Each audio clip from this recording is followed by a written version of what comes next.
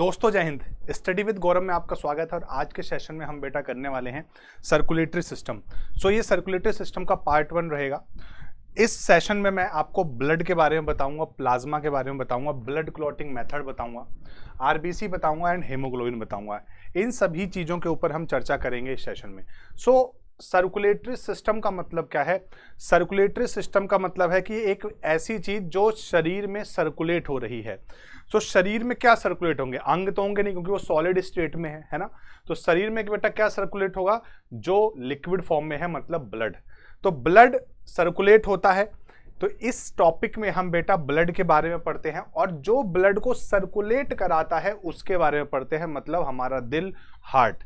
तो circulatory system में basically हम ब्लड के बारे में स्टडी करते हैं, एंड ब्लड की सारी चीजें, एंड हार्ट अपने दिल के बारे में स्टडी करते हैं। ठीक है, तो ये इन दोनों चीजों पर हम इस टॉपिक में स्टडी करने वाले हैं। लेकिन इस लेक्चर में मैं सिर्फ ब्लड के कंपोनेंट पर चर्चा करूंगा। ठीक है, तो बिना किसी देरी के सेशन को स्टार्ट करता हूं बेटा। नाउ सर्कुलेटरी सिस्टम क्या है? ठीक है, सर्कुलेटरी सिस्टम की अगर हम बात करें तो सर्कुलेटरी सिस्टम बेटा दो प्रकार का होता है। सर्कुलेटरी सिस्टम दो प्रकार का होता है। ठीक है, एक होता है बेटा ओपन सर्कुलेटरी और एक होता है close circulatory. Open and close circulatory. ठीक है, तो अगर मैं ओपन सर्कुलेटरी की बात करूं तो ओपन सर्कुलेटरी सिस्टम का मतलब है जिसमें ब्लड वेसल्स में नहीं फ्लो कर पा रहा है ना, जिसमें पर्टिकुलर वेसल्स नहीं है, नलिकाएं नहीं है। तो वहां पर कौन सा सर्कुलेटरी सिस्टम होगा बेटा? ओपन सर्कुलेटरी सिस्टम होगा। यहां पे ब्लड जो है वेसल्स में फ्लो नहीं करता है ना, कुछ हद तक करता है लेकिन उसका पूरा एक सर्कुलेशन नहीं होता है। ठीक है, क्लोज सर्कुलेटरी सिस्टम में ब्लड जो है बेटा यहाँ पे ब्लड वेसल्स में फ्लो नहीं करता है, यहाँ ब्लड जो है बेटा वेसल्स में फ्लो करता है। ब्लड जो है बेटा यहाँ पर वेसल्स में फ्लो करता है। ठीक है, it is float in the vessels, है ना। वेसल्स में फ्लो करने का मतलब क्या है? देखो, हमारे शरीर में तीन प्रकार की नलिकाएं होती हैं, तीन प्रकार की वेसल्स होती हैं। एक होती है आर्टरी, है ना, एक होती है कैपिलरीज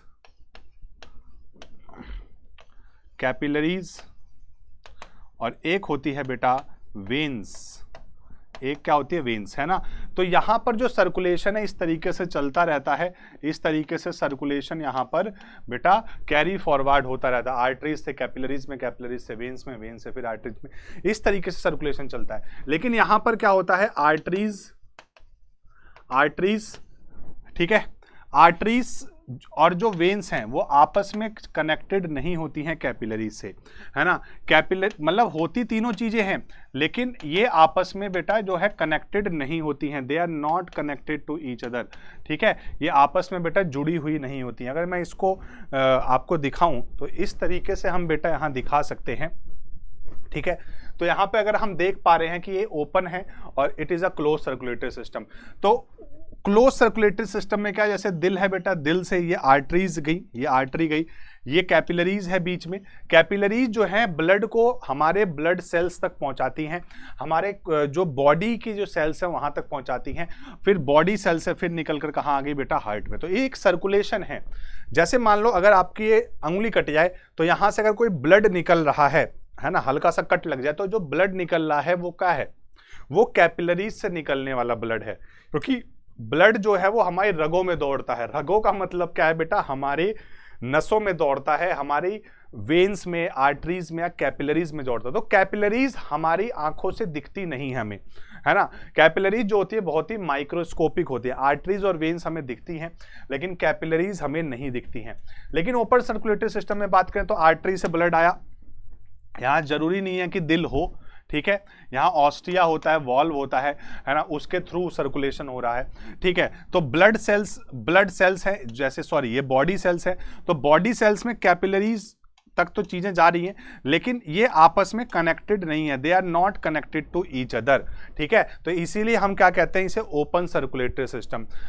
ओपन सर्कुलेटरी सिस्टम जो होता है बेटा लोअर एनिमल्स में होता है, जो छोटे जीव होते हैं जैसे कीड़े मकोड़े हो गए, है ना।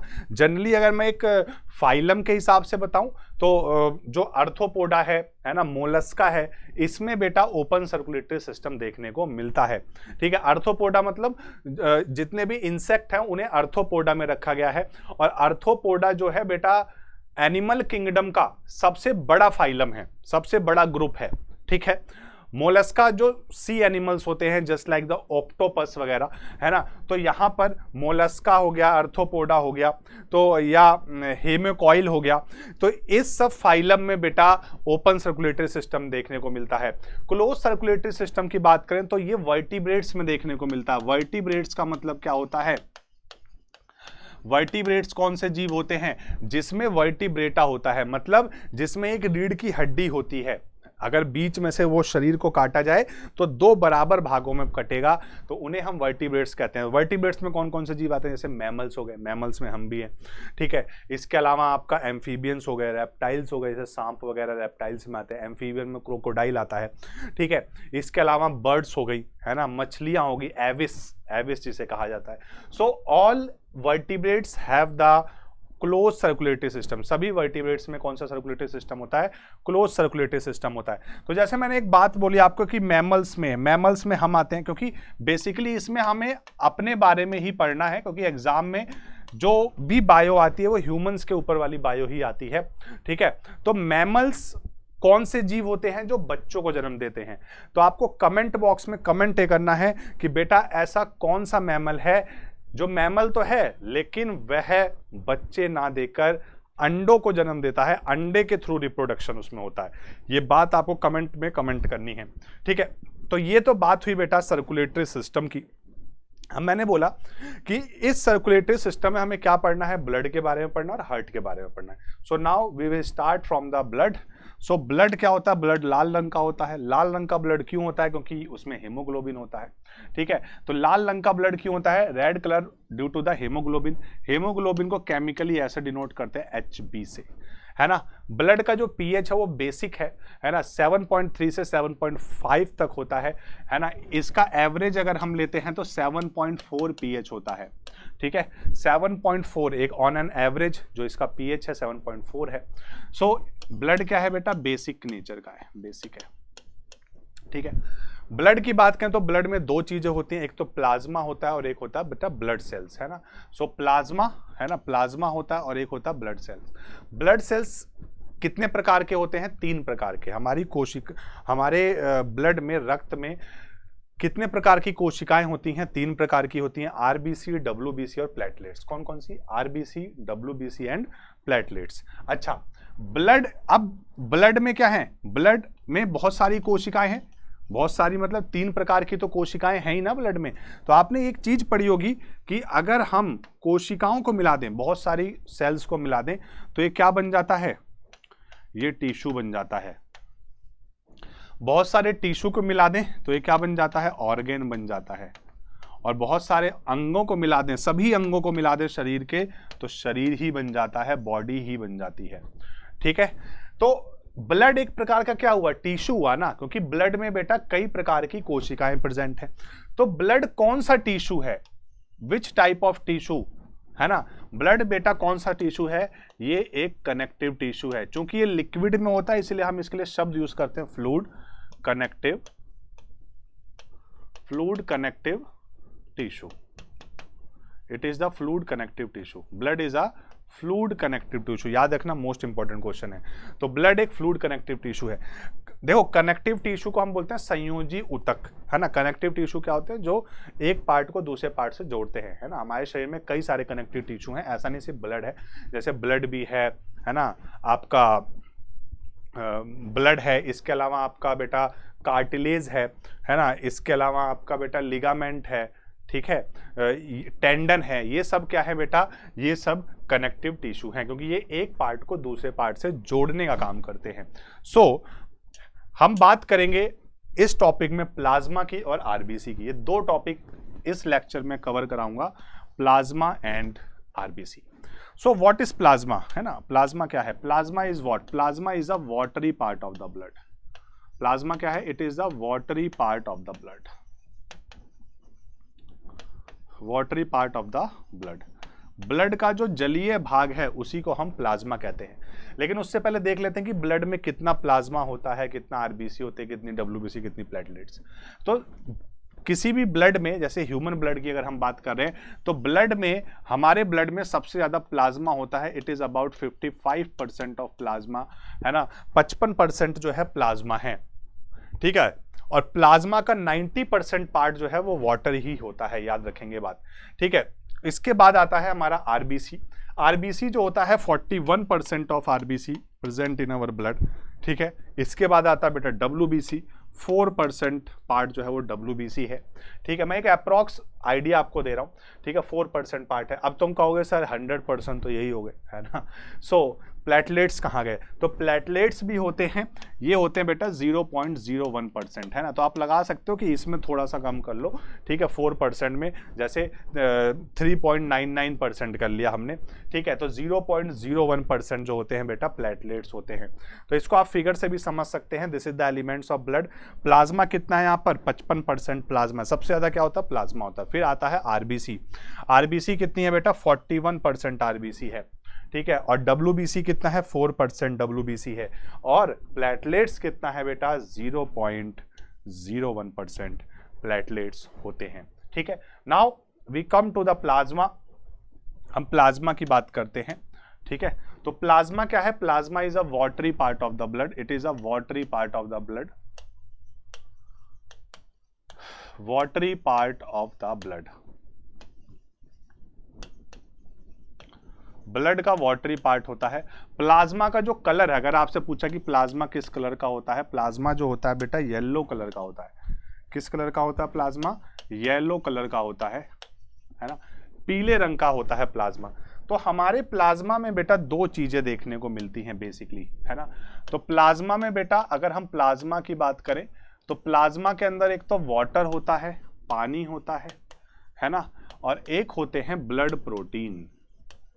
प्लाज्मा में पानी और क्या होता है बेटा? ब्लड प्रोटीन होते हैं। और भी छोटी मोटी चीजें होती हैं, है ना। कुछ सॉल्ट होते हैं, बाइकार्बोनेट सॉल्ट होते हैं, कार्बोनेट सॉल्ट होते हैं, ठीक है। वो कम मात्रा में होते हैं, उनका एक अपना अलग फंक्शन है, ठीक है। लेकिन मोटे मोटे तौर पर हम बात करें तो उसमें ब्लड प्रोटीन होता है और क्या होता है बेटा? वाटर प्रेजेंट होता है, ठीक है। तो वाटर का काम क्या है कि ब्लड को बहने देना। अगर पानी कमी हो जाए तो ब्लड बहेगा कैसे, है ना, ब्लड सही से बह नहीं पाएगा, ठीक है। तो वाटर प्लाज्मा में 90 से 92% पार्ट जो है बेटा वाटर है, और बाकी जो बचा हुआ पार्ट है वो प्रोटीन है ना। 10 to 8% जो पार्ट होता है वो ब्लड प्रोटीन का होता है प्लाज्मा का, है ना। तो प्लाज्मा से सबसे ज्यादा क्वेश्चन जो बनेंगे वो कहाँ से बनेंगे? प्रोटीन से ही बनेंगे। वाटर से तो कोई क्वेश्चन बनेगा नहीं, है ना। तो ब्लड प्रोटीन से ही बेटा क्वेश्चन आते हैं। तो प्लाज्मा में कौन कौन से ब्लड प्रोटीन देखने को मिलते हैं? तो अगर मैं बात करूं बेटा ब्लड प्रोटीन की, ठीक है, मैं इसके अलावा भी और प्रोटीन्स आपको बताऊंगा जो प्लाज्मा में होते हैं, ठीक है। तो बेसिकली प्लाज्मा में दो मेन प्रोटीन होते हैं, ठीक है। प्लाज्मा में दो मेन प्रोटीन प्रेजेंट होते हैं। कौन कौन से? एक होता है बेटा कोगुलेंट प्रोटीन। कौन सा? कोगुलेंट प्रोटीन होता है, ठीक है, कोगुलेंट प्रोटीन। तो कोगुलेंट प्रोटीन क्या है? जो खून को जमाने में मदद करता है ना, कोगुलेंट प्रोटीन। और दूसरा जो प्रोटीन है बेटा एंटी कोगुलेंट है, anti coagulant protein. Anti coagulant protein क्या होता है बेटा? जो खून को जमने ना दे, है ना। कोगुलेट मतलब क्या होता है? जम जाना, ठीक है। तो कोगुलेंट प्रोटीन क्या होता है? It is helpful, it is helpful to clot the blood, है ना, to clot the blood. Blood को जमाने में मदद करता है। ये कौन सा प्रोटीन होते हैं? Coagulant protein. Anti coagulant protein क्या होते हैं? It doesn't clot the blood. ये ब्लड को जमने नहीं देते हैं, ठीक है। तो आप खुद से बताओ, थोड़ा दिमाग पे जोर डाल के बेटा, कि एंटी कोगुलेंट प्रोटीन कहां एक्टिव रहेंगे? हमारे शरीर में जब खून दौड़ रहा है तब एक्टिव रहेगा, या जब खून लीक करेगा हमारे ब्लड वेसल से तब एक्टिव रहेगा, ठीक है। अगर मान लो नसों में कोगुलेंट प्रोटीन एक्टिव हो गया तो क्या होगा? खून नसों में ही जम जाएगा और हमारी मौत हो जाएगी। ठीक है, तो कोगुलेंट प्रोटीन कहां एक्टिव होता है? कोगुलेंट प्रोटीन कहां एक्टिव होता है बताओ भाई? कोगुलेंट प्रोटीन कहां एक्टिव होता है? कोगुलेंट प्रोटीन एक्टिव होता है बेटा आउटसाइड द ब्लड वेसल। जैसे हमें चोट लगती है और हमारा खून जैसी बाहर निकलता है आउटसाइड द ब्लड वेसल्स, तुरंत हमारा कोगुलेंट प्रोटीन एक्टिव हो जाता है और खून को जमा देता है ताकि ज्यादा लीकेज ना हो। ठीक है, और एंटीकोगुलेंट प्रोटीन कब एक्टिव रहेगा? It is active inside the blood vessels, है ना।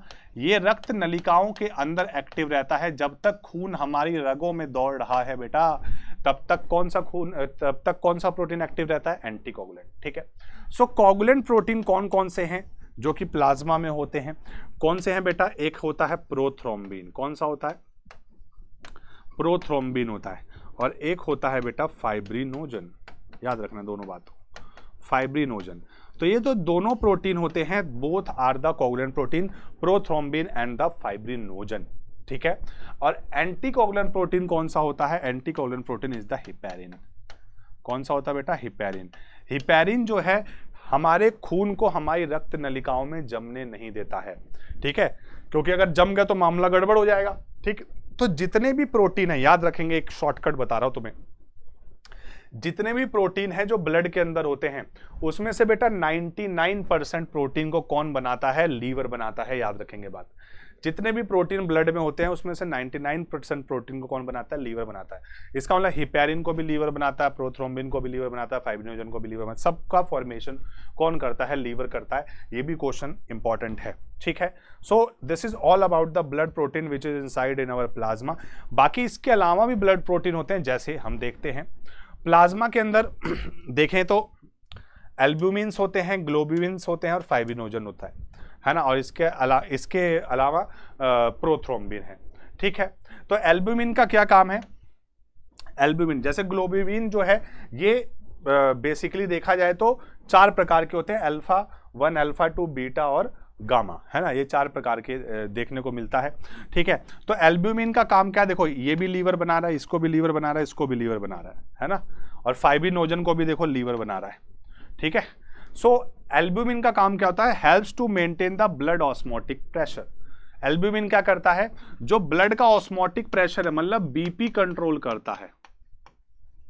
क्या करता है? एल्ब्यूमिन क्या करता है बेटा? बीपी को कंट्रोल करता है ना। ग्लोब्यूलिन क्या करता है? ग्लोब्यूलिन क्या करता है? एल्ब्यूमिन जो है पूरे प्लाज्मा में जितने भी प्रोटीन है उसका 60% होता है ना। ग्लोब्यूलिन जो होता है वो 36% होता है। कितना होता है? 36% होता है अप्रॉक्स। ठीक है, तो ग्लोब्यूलिन जो है वो बेसिकली 3 प्रकार का, अल्फा, बीटा और गामा, है ना। एक तो अल्फा 1, अल्फा 2 भी है इसमें भी, तो इतना डीप में नहीं जाना। तो अल्फा, बीटा, गामा है। तो अल्फा का काम क्या है? अल्फा ग्लोब्यूलिन जो होता है वो ट्रांसपोर्ट करता है lipid and fat soluble vitamin, है ना। लिपिड और फैट सोलुबल विटामिन का क्या करता है बेटा? ट्रांसपोर्ट करता है। अगर मैं इसको थोड़ा सा डिटेल में लेके चलूं तो आपको थोड़ा सा और समझ में आएगा। देखो बेटा, मैंने बोला कि अल्फा जो है, अल्फा ग्लोब्यूलिन जो है बेटा, वो फैट सोलुबल विटामिन को ट्रांसपोर्ट करता है, विटामिन्स ट्रांसपोर्ट करता है। ठीक है, तो फैट सोलुबल विटामिन्स कौन से होते हैं जरा बताओ भाई? फैट सोलुबल विटामिन कौन से होते हैं, पता है किसी को? फैट सोलुबल विटामिन होते हैं कीड़ा। कीड़ा याद कर लो, है ना। फैट सोलुबल विटामिन कौन से होते हैं? फैट या लिपिड, है ना। तो लिपिड जो है वो सिंप्लीफाइड फॉर्म ऑफ फैट होता है। तो फैट सोलुबल विटामिन क्या होते हैं? कीड़ा, है ना। विटामिन के, vitamin E, vitamin D, vitamin A. देखो, जो विटामिन है ना वो 2 पार्ट में डिवाइडेड है। विटामिन 2 प्रकार के होते हैं। विटामिन का भी एक अलग चैप्टर आपको पढ़ाऊंगा। ठीक है, विटामिन बेटा 2 प्रकार के होते हैं, याद रखना ये, क्योंकि बार बार ये चीजें यूज होती हैं अलग अलग जगह। एक तो बेटा होता है वाटर सोलुबल और एक होता है फैट सोलुबल। तो जो वाटर सोलुबल विटामिन होता है वो कौन सा होता है? BC, vitamin B and vitamin C. Fat soluble vitamin क्या होता है? कीड़ा, कीड़ा। ठीक है, कीड़ा याद रखेंगे हम। ठीक है, तो इस तरीके से आपको याद रहेगा। तो एक याद कर लो, दूसरा जो बचा वो सब फैट सोलुबल है, या फैट सोलुबल याद कर लो तो दूसरा जो बचा वाटर सोलुबल है। ठीक है, तो इसलिए हम कहते हैं हमारे शरीर में हमें फैट की भी जरूरत है। ऐसा नहीं कि जीरो फैट कर लो शरीर में, पता चला विटामिन ही नहीं घुल रहे हैं, है ना, उसका कुछ फायदा ही नहीं है। ठीक है, तो दूसरा क्या है हमारे पास, बीटा ग्लोबिन्स है। इसका काम क्या है, transport lipid and fat soluble vitamin. ठीक है, इसका भी यही काम है। अल्फा और बीटा ग्लोबिन्स का जो है बेटा सेम काम है, and both are formed by the liver, है ना, लीवर के द्वारा ही दोनों जो है फॉर्म्ड होते हैं। जो गामा है, गामा को लीवर नहीं बनाता है, गामा को लिम्फेटिक टिश्यू बनाते हैं जिसमें लिम्फ का प्रोडक्शन होता है, और लिम्फेटिक टिश्यू बना रहे हैं तो एक तरह से समझ लो ये कहीं ना कहीं एंटीबॉडी से संबंधित है, तो constitute A type of antibody. ठीक है, ये एंटीबॉडी का फॉर्मेशन करता है। ठीक है, फाइब्रिनोजन की बात करें, फाइब्रिनोजन के बारे में अभी बताया। ठीक है, ये ब्लड का कोगुलेशन करता है, ब्लड को जमाने में मदद करता है फाइब्रिनोजन। ठीक है बेटा, so these are the plasma protein हमने पढ़ा। तो एक तो था बेटा एल्ब्यूमिन, ग्लोबुलिन्स एंड फाइब्रिनोजन। इसके अलावा मैंने क्या कौन सा पढ़ाया आपको, प्रोथ्रोम्बिन, और एक पढ़ाया हिपैरिन। हिपैरिन क्या था, हिपैरिन जो है ब्लड को जमने नहीं देता है ब्लड वेसल्स में, और प्रोथ्रोम्बिन और फाइब्रिनोजन ब्लड को जमाने में मदद करते हैं। बाकी एल्ब्यूमिन्स और ग्लोबुलिन्स जो हैं वो फैट सोलुबल विटामिन को डिसॉल्व करते हैं, उनका ट्रांसपोर्ट करते हैं शरीर के अंदर। ठीक है, so this is all about the plasma. अब देखो यहाँ पर हमारी बात हुई कि जो भी हमारा खून जमेगा नहीं जमेगा, कैसे जमेगा, ये सारी बात हम करने वाले हैं। सो हम बात कर रहे हैं कोगुलेंट्स की। तो सबसे पहले हम बात करते हैं deficiency in plasma coagulation factors can cause bleeding, है ना। तो अगर प्लाज्मा के अंदर कोगुलेटिंग फैक्टर की कमी आ जाए तो हमें ज्यादा ब्लीडिंग हो जाएगी, ऑब्वियस सी बात है। अगर मान लो हमारे प्लाज्मा के अंदर प्रोथ्रोम्बिन कम हो गया, फाइब्रिनोजन कम हो गया और हमें चोट लग जाती है, तो हमारे शरीर से ब्लड क्या होगा, ज्यादा निकलेगा, है ना, वो क्योंकि कोगुलेट ही नहीं होगा। ठीक है, उसकी कमी हो जाएगी तो जल्दी कोगुलेट नहीं होगा। तो कोगुलेटिंग फैक्टर्स का बहुत ही ज्यादा इंपॉर्टेंट रोल है।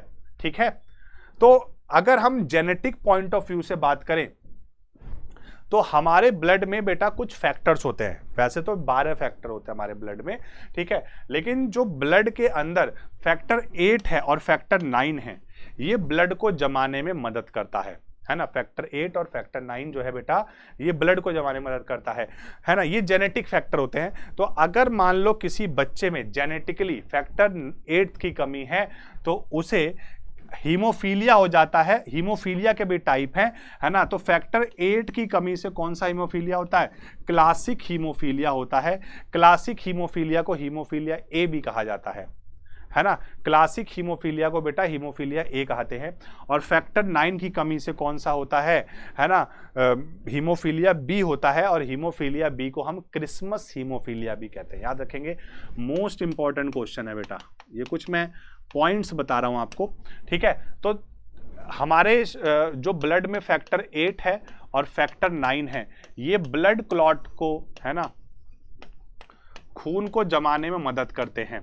ठीक है, तो अगर मान लो फैक्टर 8 की कमी हो जाए, इसकी कमी हो जाए, है ना, इसकी डेफिशिएंसी हो जाए, तो क्या हो जाता है बेटा, हीमोफीलिया ए हो जाता है।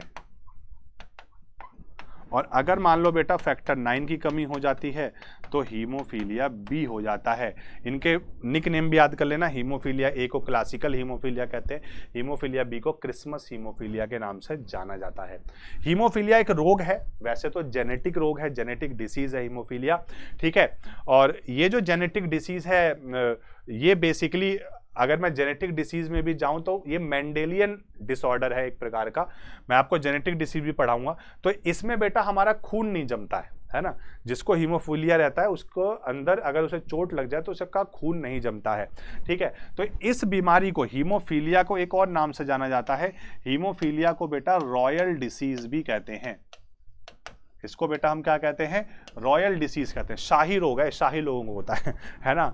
शाही रोग इसे इसलिए बोला जाता है क्योंकि ये जो बीमारी है ये ब्रिटेन की जो महारानी है एलिजाबेथ, उसकी फैमिली में चली आ रही है। ठीक है, तो वो शाही फैमिली, रॉयल फैमिली के नाम से जाना जाता है, तो इसलिए वहां से नाम आया रॉयल डिसीज। ठीक है, सो दिस वन। अब हम बात करते हैं एंटी कोगुलेंट फैक्टर्स की, है ना। कोगुलेंट फैक्टर्स की हमने बात करी, है ना। अब हम बात करते हैं एंटी कोगुलेंट, मतलब जो खून को नहीं जमाने देता, जो कि है हिपैरिन। ठीक है। So the anticoagulant drugs inhibit either the action of the coagulation factor, है ना, जैसे हिपैरिन है ना, या एक और होता है interfere with the synthesis of coagulation factor is known as warfarin, है ना। तो हिपैरिन और वार्फरिन है, ठीक है। हालांकि ये हिपैरिन से ही बनता है वार्फरिन जो है, इसलिए हम बेसिक फैक्टर ही याद रखेंगे हिपैरिन, ठीक है बेटा। सो अब हम बात करते हैं ब्लड कोगुलेटिंग मेथड, हमारे शरीर में हमारा खून कैसे जमता है, ठीक है। तो हमारे शरीर में हमारा खून कैसे जमता है, जैसे हमें चोट लगी और कैसे कैसे खून हमारा जमना स्टार्ट हुआ, ठीक है। तो देखो होता क्या है, जैसे मान लो जहां हमें चोट लगी उसे हमने क्या बोल दिया, इंजर्ड टिश्यू बोल दिया, ठीक है। हमें जहां मान लो यहां उंगली में चोट लगी तो ये टिश्यू इंजर्ड हो गया ना, ठीक है। अब यहां से खून आएगा और उस खून में बेटा सारे ब्लड सेल्स होंगे, प्लाज्मा होगा, तो उस खून में बेटा क्या होंगे, आरबीसी भी होगा, डब्ल्यूबीसी होगा, प्लेटलेट्स भी होगा। लेकिन हमारे काम का क्या है उस टाइम पे, हमारे काम का है सिर्फ और सिर्फ ब्लड प्लेटलेट्स, ठीक है। तो जैसी टिश्यू इंजर्ड हुआ तुरंत ब्लड प्लेटलेट्स एक्टिव होते हैं, ठीक है। एक इसमें भी फैक्टर होता है प्लेटलेट फैक्टर 3, अगर थोड़ा डीप में क्वेश्चन आ जाए तो उसके लिए मैं बता रहा हूं आपको। क्वेश्चन अगर आ जाए कि प्लेटलेट्स का कौन सा फैक्टर ब्लड को जमाने में मदद करता है, तो यह है फैक्टर 3। तो इंजर्ड टिश्यू और ब्लड प्लेटलेट्स आपस में मिले, है ना, और इन दोनों ने मिलकर क्या बना दिया, थ्रोम्बोप्लास्टिन बना दिया। क्या बना दिया बेटा, थ्रोम्बोप्लास्टिन बना दिया, ठीक है। अब होता क्या है, लीवर जैसी हमें चोट लगती है तुरंत लीवर से क्या आता है, विटामिन के आता है ना। आपने पढ़ा होगा विटामिन के जो है हमारे खून को जमाने में मदद करता है ना, विटामिन के आता है बेटा, ठीक है। और ये जो थ्रोम्बोप्लास्टिन है इसके साथ कैल्शियम आयन ऐड होता है, ठीक है। तो लीवर ने तुरंत क्या बनाया बेटा, प्रोथ्रोम्बिन बनाया। और क्योंकि जब तक ये प्रोथ्रोम्बिन क्या था, ये ब्लड में था, तब तक ये इनएक्टिव फॉर्म में था। जैसी हमें चोट लगती है तुरंत लीवर कहता है भैया विटामिन के को जाओ तुम, है ना, जाओ इसको एक्टिव करके आओ, ठीक है भाई, समझ गए बात। तो यहां पे क्या होता है, जैसी चोट लगी हमें तुरंत खून निकलेगा, खून में ये भी है बेटा, ये भी है खून में, है ना। तो तुरंत क्या होगा बेटा, इंजर्ड टिश्यू से हमारा प्रोथ्रोम्बिन निकल ही रहा है, ठीक है, लेकिन वो इनएक्टिव फॉर्म में है ब्लड में। अब उसे एक्टिव भी तो करना, जगाना भी है, तो उसको जगाएगा कौन, विटामिन के ने उसको जगा दिया। जैसे ये जागा तुरंत कैल्शियम आयन की प्रेजेंस में ये थ्रोम्बिन से किस में कन्वर्ट हो जाता है, प्रोथ्रोम्बिन से किस में कन्वर्ट हो जाता है, थ्रोम्बिन। तो prothrombin is the inactive form and thrombin is the active form, ठीक है। अब फिर से क्या होगा, ये थ्रोम्बिन जैसी बना, थ्रोम्बिन तुरंत किसको जगाता है बेटा, फाइब्रिनोजन को जगाता है। फाइब्रिनोजन तुरंत किस में कन्वर्ट हो जाता है, फाइब्रिन में। किस में कन्वर्ट हो जाता है, ये फाइब्रिन में कन्वर्ट हो जाता है। और फाइब्रिन को ही हम क्या कहते हैं, क्लॉटेड ब्लड कहते हैं, जमा हुआ खून कहते हैं, ठीक है। तो अगर हम मोटा मोटे तौर पे देखें कि ब्लड में पहले से कौन कौन सी चीजें, क्या क्या चीजें बन रही हैं, तो बन क्या रहा है नया, देखो एक तो थ्रोम्बोप्लास्टिन बन रहा है, एक बेटा थ्रोम्बिन बनना और एक फाइब्रिन, ये 3 चीजें बन रही है जब हमें चोट लग रही है, ठीक है। बाकी सब पहले से ही है, इंजर्ड टिश्यू जहां पे चोट लगी, ठीक है, ब्लड प्लेटलेट्स इंजर्ड टिश्यू में रहेंगे, ठीक है। ब्लड प्लेटलेट्स जो है तुरंत क्या बना देगा, थ्रोम्बोप्लास्टिन बना देगा। थ्रोम्बोप्लास्टिन से कैल्शियम आयंस निकलेंगे, कैल्शियम आयन, है ना, कैल्शियम आयंस निकलेंगे, ठीक है। और जो प्रोथ्रोम्बिन पहले से ही है ब्लड में, उसको एक्टिव कौन करता है बेटा, विटामिन के, है ना। विटामिन के का क्या काम है, एक्टिव करता है किसको, प्रोथ्रोम्बिन को। तो जैसे ही इसको एक्टिव करा, ये किस में कन्वर्ट हो गया, थ्रोम्बिन में कन्वर्ट हो गया। थ्रोम्बिन फिर किसको एक्टिव करता है, फाइब्रिनोजन, ये भी पहले से ही होता है ब्लड में, है ना, प्लाज्मा के अंदर होता है। फाइब्रिनोजन जैसे ही एक्टिव हुआ ये फाइब्रिन में कन्वर्ट हो गया। फाइब्रिन जो होता है बेटा, fibrin is a clotted blood, ये जमा हुआ खून को कहते हैं। अगर क्वेश्चन आए what is the chemical name of clotted blood, it is the fibrin, ठीक है। So this is the blood clotting method, खून जो है इसी प्रकार से जमता है। तो अगर हम बात करें कि खून को जमाने में क्या क्या चीजें मदद करती हैं, तो आप बोल सकते हो बेटा, एक तो प्रोथ्रोम्बिन है, ठीक है, पहले मैं प्रोटीन्स लिख रहा हूं सारे, फाइब्रिनोजन है, ठीक है, फाइब्रिनोजन है, थ्रोम्बोप्लास्टिन है, ठीक है। ये 3 प्रोटीन हैं जो ब्लड को जमाने में मदद करते हैं। ये मैंने सिर्फ प्रोटीन लिखे। अगर क्वेश्चन आए कौन सा विटामिन ब्लड को जमाने में मदद करता है? तो आंसर आ जाएगा विटामिन के। विटामिन के जो है ब्लड को जमाने में मदद करता है। ठीक है, अगर क्वेश्चन आए कौन सा एलिमेंट, कौन सा तत्व ब्लड को जमाने में मदद करता है, तो आ जाएगा कैल्शियम। तो कैल्शियम बेटा ब्लड को जमाने में मदद करता है। ठीक है, तो ये क्वेश्चन आते हैं, ब्लड क्लॉटिंग फैक्टर्स हैं सारे। ठीक है, 3 प्रोटीन हो गए, एक विटामिन हो गया और एक एलिमेंट हो गया। ठीक है, और फाइब्रिन को क्या कहते हैं? फाइब्रिन को बेटा क्लॉटेड ब्लड कहते हैं, जमा हुआ खून फाइब्रिन कहलाता है। ठीक है, so this is all about the plasma. Plasma के बारे में मैंने सब कुछ बता दिया आपको। अब हम बात कर रहे हैं बेटा आरबीसी की। आरबीसी का दूसरा नाम है इरेथ्रोसाइट्स, से याद कर लेना, मोस्ट इंपॉर्टेंट है। आरबीसी का दूसरा नाम क्या है बेटा? इरेथ्रोसाइट्स। आरबीसी की full form red blood cell. RBC का जो जीवन काल, देखो आरबीसी एक ऐसी सेल्स होते हैं हमारी बॉडी में जिसमें कोई न्यूक्लियस नहीं होता है। ठीक है, जिसमें कोई न्यूक्लियस, जिसमें कोई केंद्रक नहीं पाया जाता है हमारी आरबीसी में। ठीक है, वैसे 90% एनिमल्स के आरबीसी में कोई भी न्यूक्लियस नहीं होता। कुछ जानवर हैं, है ना, 99% हम बोलेंगे, 2-3 ही जानवर हैं, जैसे ऊंट है, मेढक है। ठीक है, इनकी आरबीसी में कोई भी न्यूक्लियस, इनकी आरबीसी में न्यूक्लियस प्रेजेंट होता है। ऊंट और मेढक की आरबीसी में क्या होता है बेटा? न्यूक्लियस प्रेजेंट होता है, याद रखेंगे। तो इनका जीवन काल 120 दिन होता है, 120 डेज, है ना। इनका जीवन काल, ये कितने दिन तक जिंदा रहती हैं? 120 दिन तक जिंदा रहती हैं। ठीक है, तो आरबीसी की सतह पर क्या पाए जाते हैं बेटा? एंटीजेंस पाए जाते हैं। क्या पाए जाते हैं? एंटीजेंस पाए जाते हैं आरबीसी की सतह पर। आरबीसी बनता कहां पर है? आरबीसी बनता है बोन मैरो में, है ना, अस्थि मज्जा में आरबीसी बनता है। आरबीसी मरती कहां है? स्प्लीन या लीवर, है ना, प्लीहा या लीवर में बनती है। तो स्प्लीन में ज्यादा मरती है, स्प्लीन में आरबीसी जो है वो ज्यादा मरती है, इसलिए स्प्लीन को हम क्या कहते हैं बेटा? Graveyard of RBC. आरबीसी की कब्रगाह कहा जाता है ना। स्प्लीन में ज्यादा आरबीसी मरती है, वैसे लीवर में भी मरती हैं। तो मैं प्रोसेस अभी लीवर वाला आपको समझा रहा हूं। सो आरबीसी के अंदर कोई भी न्यूक्लियस नहीं होता है। There has no nucleus found in RBC. Most important question है। और किसमें पाया जाता है? ऊंट, कैमल और मेढक, है ना, कि आरबीसी में न्यूक्लियस पाया जाता है। ठीक है बेटा। So the formed element of RBC की बात करें तो रेड ब्लड कॉम्पोजिशन में क्या होता है बेटा? Haemoglobin makes up 95% of RBC protein, है ना। तो आरबीसी प्रोटीन का 95% जो है हीमोग्लोबिन बनाता है। ठीक है, ग्लोबुलर प्रोटीन कंपोज ऑफ 4 सब यूनिट। ठीक है, ग्लोबुलर प्रोटीन कितने होते हैं? 4 सब यूनिट में होते हैं। मतलब हीमोग्लोबिन, ये हीमोग्लोबिन एलिमेंट का, हीमोग्लोबिन का ये एक स्ट्रक्चर आप समझ सकते हैं। अच्छा, इससे पहले मैं कुछ बातें आपको और बताता हूं, फिर मैं हीमोग्लोबिन पे आता हूं। तो देखो बेटा, ये आरबीसी की मोटी मोटी बातें हैं, है ना, लेकिन बड़ी बातें हैं ये। ठीक है, तो हमने एक पॉइंट पढ़ा कि आरबीसी मरती कहाँ है? स्प्लीन या फिर लीवर में मरती हैं। ठीक है, तो इसको अगर थोड़ा सा डिटेल में देखें, देखो होता क्या है बेसिकली, जब आरबीसी डेड होती हैं, आरबीसी बेटा डेड होती हैं कितने दिन में? सबको पता है 120 दिन में। तो ये आरबीसी मरने के बाद क्या बनाती हैं? बिलीरुबिन बनाती हैं। एक प्रोटीन बनाती हैं बिलीरुबिन। आरबीसी जैसे मर गई तो वो किस में कन्वर्ट हो गई? बिलीरुबिन में कन्वर्ट हो गई। ठीक है, बिलीरुबिन को कन्वर्ट कर देता है, बिलीरुबिन को कन्वर्जन कौन करता है? फिर से किसमें? बाइल जूस में। बाइल जूस में बिलीरुबिन को कौन बदलता है? जिसे हम कहते हैं पित्तरस। अब सर कहोगे सर ये बाइल जूस यहां कहां आ गया? ये तो डाइजेस्टिव सिस्टम में आपने पढ़ाया था। तो बाइल जूस बोलते हैं बेटा पित्तरस को। तो बिलीरुबिन को बाइल जूस में कौन कन्वर्ट करता है? लीवर।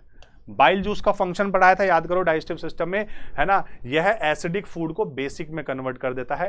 पूरे डाइजेस्टिव सिस्टम में एक ही ऐसा जूस है जिसमें कोई एंजाइम नहीं पाया जाता है। ये एसिडिक फूड को किस में कन्वर्ट कर देता है? बेसिक फूड में। तो बाइल जूस देखो कहां से आ रहा है? बाइल जूस कहां से आ रहा है? आरबीसी के मरने से। तो आरबीसी का मरना भी जरूरी है 120 दिन बाद।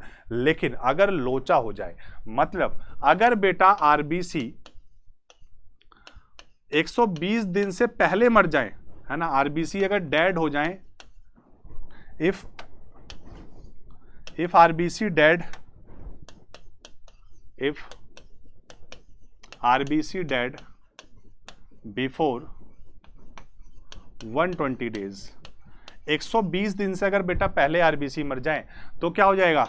ज्यादा बाइल जूस बन जाएगा, है ना, बिलीरुबिन की मात्रा ज्यादा बन जाएगी कि नहीं बन जाएगी, बिलीरुबिन बेटा ज्यादा बन जाएगा शरीर में, और बिलीरुबिन ज्यादा बन जाएगा तो इसका मतलब बाइल जूस भी ज्यादा बन जाएगा हमारे शरीर में, मतलब ब्लड में बाइल जूस जो है बहुत ज्यादा इकट्ठा हो जाएगा।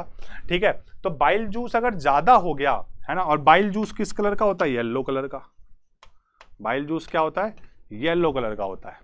ठीक है, तो अगर हमारे शरीर में बाइल जूस इकट्ठा हो जाए, रिटेंशन ऑफ बाइल जूस या बिलीरुबिन या फिर बाइल जूस ज्यादा बन जाए, है ना, या फिर देखो जनरली इन जनरल क्या होता है मैं आपको बताता हूं, बिलीरुबिन तो बन जाता है आरबीसी के पहले, अगर ज्यादा तो ज्यादा बिलीरुबिन बन गया, लेकिन ये कन्वर्जन नहीं हो पाता, ये कन्वर्ट नहीं हो पाता है बाइल जूस में, है ना, और ये कन्वर्ट नहीं हो पाता है तो कन्वर्ट कौन कर रहा था, लीवर, तो लीवर कन्वर्ट नहीं कर पा रहा इसको, है ना, क्योंकि ज्यादा बन जाता है तो एक लिमिट तक बन रहा है तो कोई दिक्कत नहीं है ना, हमारे खाना पच रहा है, लेकिन अगर पीछे से बैकअप कर ही रहा है ना, ज्यादा बनता जा रहा है तो दिक्कत आ जाती है। तो ये कन्वर्जन कौन कर रहा है, लीवर। तो अगर बिलीरुबिन ज्यादा इकट्ठा हो जाता है हमारे शरीर में तो हमें पीलिया हो जाता है, कौन सा रोग हो जाता है, जॉन्डिस, इसे हेपेटाइटिस भी कहते हैं, तो जॉन्डिस हो जाता है बेटा, हमें पीलिया हो जाता है। या इसी चीज को ऐसे पूछ सकता है क्वेश्चन कि माल फंक्शनिंग ऑफ लीवर, लीवर अगर सही से काम ना करे, माल फंक्शनिंग ऑफ लीवर अगर सही से ना काम करे तो भी कौन सा रोग हो जाएगा, हमें जॉन्डिस हो जाएगा। ठीक है, तो ये कॉन्सेप्ट आपको समझ में आ गया होगा कि बाइल जूस कैसे बनता है, बिलीरुबिन से बनता है, बिलीरुबिन कैसे बनता है, आरबीसी के बनने से। लेकिन अगर ये चीज ज्यादा होने लगे तो हमारे शरीर में बिलीरुबिन ज्यादा हो जाएगा और हमें पीलिया रोग हो जाएगा, या लीवर सही से काम ना करे तो भी ये फंक्शन सही से नहीं होगा तो भी हमें कौन सा रोग हो जाएगा, जॉन्डिस रोग हो जाएगा। ठीक है, ये सारी चीजें हमने यहां देखी। अब देखो मैं आपको जो पढ़ाने जा रहा हूं वो पढ़ाने जा रहा हूं हेमोग्लोबिन, क्योंकि आरबीसी रेड क्यों है, हेमोग्लोबिन की वजह से है ना। तो जो हेमोग्लोबिन होता है, जो एचबी होता है, वो आरबीसी के अंदर जितना भी प्रोटीन है उसका 95% जो हेमोग्लोबिन बनाता है। हेमोग्लोबिन के अंदर, हेमोग्लोबिन का जो भी आपका स्ट्रक्चर है, this is the structure of haemoglobin. Haemoglobin में बेटा दो चेन होती हैं, एक अल्फा चेन होती है और एक होती है बेटा बीटा चेन।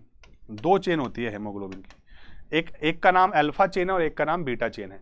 दोनों एक दूसरे के अपोजिट में होती हैं। जैसे अल्फा चेन है, अल्फा चेन कितनी होती है, अगर क्वेश्चन आए हेमोग्लोबिन के अंदर अल्फा चेन कितनी है तो दो है, बीटा चेन कितनी है, दो है, दो अल्फा दो बीटा, यहां पे देख पा रहे होगे आपके, है ना, ये दो अल्फा हो गया और दो बीटा चेन होती हैं। ठीक है, तो this is alpha and this is beta, दो अल्फा दो बीटा चेन होती है। ठीक है, और हर चेन पर एक आयरन जुड़ा होता है, हर चेन पे क्या होता है, एक आयरन जुड़ा होता है। तो एक हेमोग्लोबिन से कितने आयरन अटैच होते हैं, पूरा अगर ये पूरा एक हेमोग्लोबिन देख लें तो एक हेमोग्लोबिन से कितने आयरन अटैच होते हैं, 4। मोस्ट इंपॉर्टेंट क्वेश्चन है। ठीक है, तो एक हेमोग्लोबिन से कितने आयरन अटैच होते हैं बेटा, 4 अटैच होते हैं, याद रखना है बात। तो हेमोग्लोबिन से क्या जुड़ा होता है, आयरन। तो देखो बेटा, अगर यहां से कॉन्सेप्ट में लेके आता हूं, अगर मान लो हमारे शरीर में आरबीसी की मात्रा कम हो गई, आरबीसी से क्या जुड़ा हुआ है, हेमोग्लोबिन, है ना, तो ऑब्वियस सी बात है आरबीसी ही कम होगा तो हेमोग्लोबिन भी कम हो जाएगा, और हेमोग्लोबिन से क्या जुड़ा हुआ, आयरन, तो आयरन कम हो गया। तो आयरन की कमी से कौन सा रोग होता है, एनीमिया। तो क्वेश्चन चाहे तो एग्जामिनर आपसे डायरेक्ट पूछ ले कि आयरन की कमी से कौन सा रोग होता है, तब तो बता दोगे एनीमिया। अगर पूछ ले हेमोग्लोबिन की कमी से कौन सा रोग होता है तो वहां कंफ्यूज हो सकते हो। तो कुछ भी पूछे, आरबीसी कमी से कौन सा रोग होता है, हेमोग्लोबिन की कमी से कौन सा होता है, आयरन की कमी से कौन सा होता है, कुछ भी पूछे आप क्या बोलोगे, एनीमिया होता है, एनीमिया डिसीज होता है। ठीक है, कोई सी भी कमी हो चाहे। अगर इसी चीज को उल्टा कर दे, मान लो अगर बोल दे बेटा आरबीसी अगर बढ़ गई तो ऑब्वियस सी बात है हेमोग्लोबिन बढ़ जाएगा, हेमोग्लोबिन बढ़ जाएगा तो आयरन भी बढ़ जाएगा। तो इस कंडीशन में ये जो कंडीशन है, ये कंडीशन है बेटा कौन से बीमारी की, पॉलीकाइथीमिया। याद रखना, ये नया होगा आपके लिए, पॉलीकाइथीमिया, है ना। ये कौन सी कंडीशन है बेटा, पॉलीकाइथीमिया, ये कंडीशन है, पॉलीकाइथीमिया हो जाता है। ठीक है बेटा, सो दिस वन। तो अगर हम बात करें तो भाई इसका स्क्रीनशॉट ले लो। ठीक है, सो अगर हम बेटा बात करें कि हेमोग्लोबिन में और क्या चीज़ें हैं। तो हेमोग्लोबिन के जो ये एक एक प्रोटीन उसे ग्लोबुलर प्रोटीन कहा जाता है। तो हेमोग्लोबिन को आप ग्लोबुलर प्रोटीन भी कह सकते हैं। तो इसमें कितनी यूनिट्स होती हैं, 4 सब यूनिट होती हैं, 2 अल्फा होती हैं और 2 बीटा यूनिट्स होती हैं।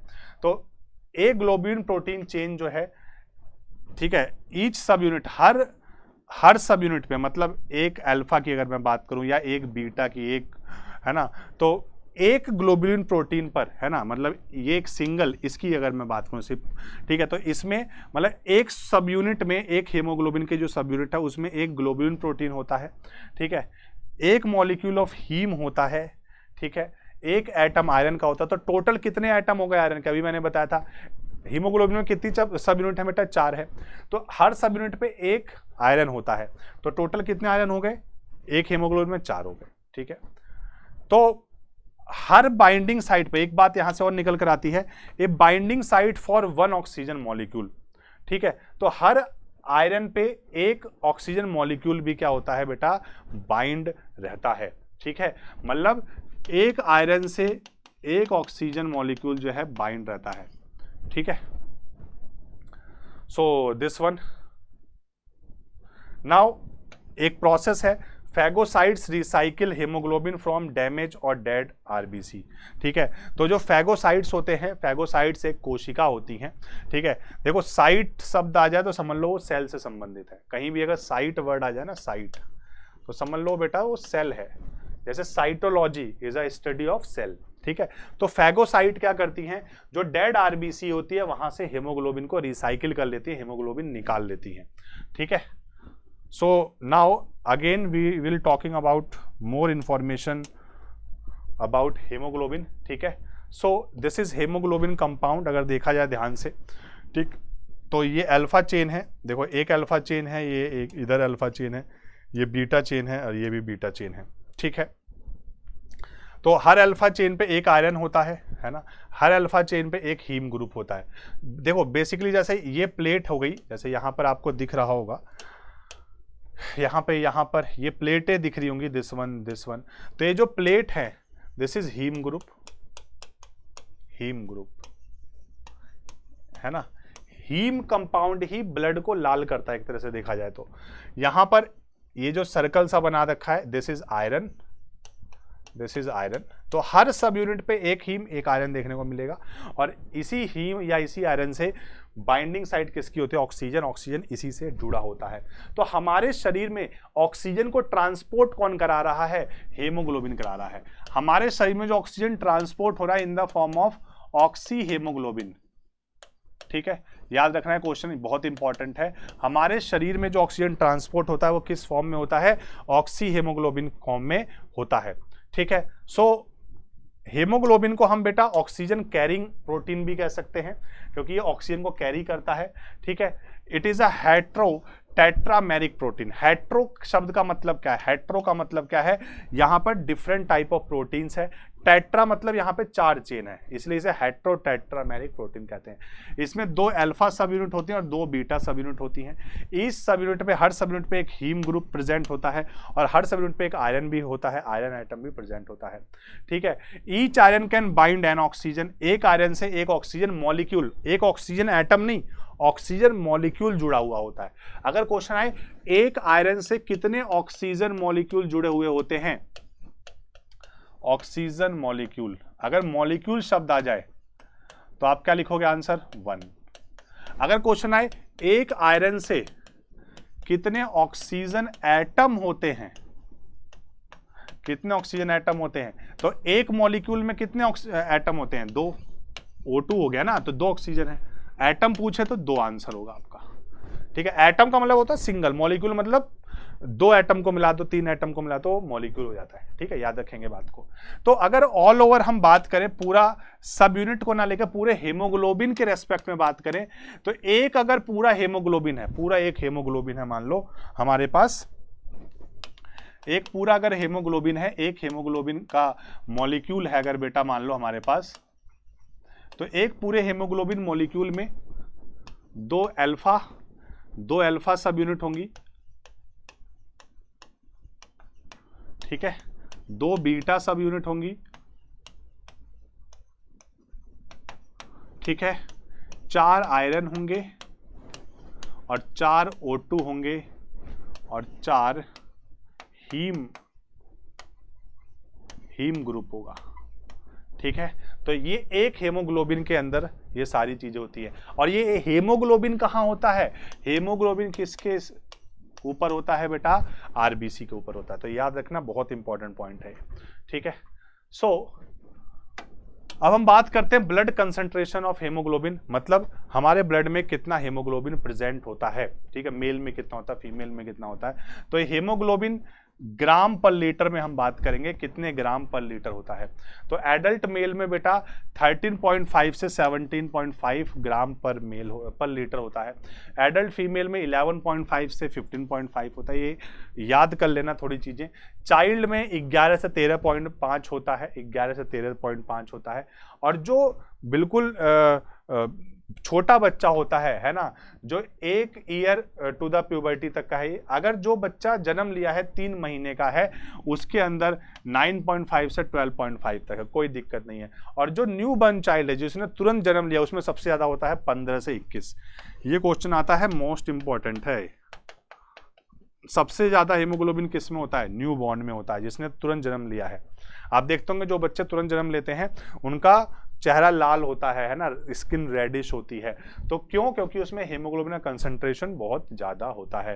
तो इसका आप स्क्रीनशॉट ले सकते हैं, बाकी नोट्स बनाते चलो, है ना, तो वो ज्यादा अच्छा रहेगा, वो सारी बातें ज्यादा अच्छी रहेंगी। ठीक है, तो इस सेशन में मैंने आपको प्लाज्मा पढ़ा दिया, आरबीसी के अंदर जो हेमोग्लोबिन कंटेंट था वो सारी चीजें क्लियर कर दी।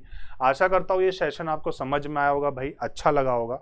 ठीक है, और अगर अच्छा लग रहा है तो चीज़ों को फॉलो करते चलो, नोट्स बनाते चलो, प्रॉपर नोट्स बनाते चलो।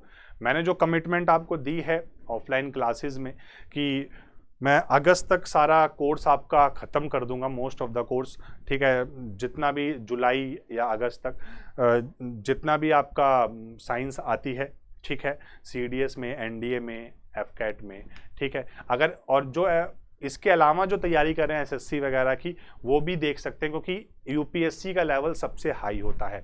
ठीक है, तो मिलते हैं बेटा नेक्स्ट सेशन में, तब तक के लिए take care, bye bye, love you and Jai Hind दोस्तों।